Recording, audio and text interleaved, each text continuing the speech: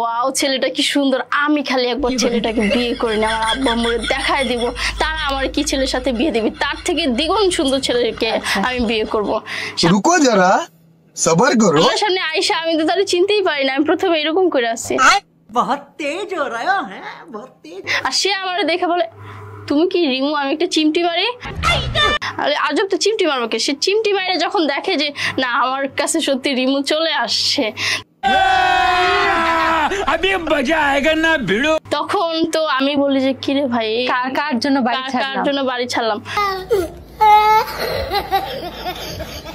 কথায় আছে না, অতি চালাকের গলায় দড়ি। ইনস্টাগ্রামে প্রেম করলে এরকমই হবে শেষ পরিণতি। বিষয়টা আপনারা বুঝছেন? না বুঝলে আমি একটু ব্যাখ্যা করে বলে দেই। আপনারা হয়তো জানেন ইনস্টাগ্রামে কোন ধরনের মানুষ ব্যবহার করে, তবে যারা ইনস্টাগ্রাম ব্যবহার করে তারা কিন্তু আপনার আমার মতো সাধারণ মানুষ না, স্বাভাবিক মানুষ না।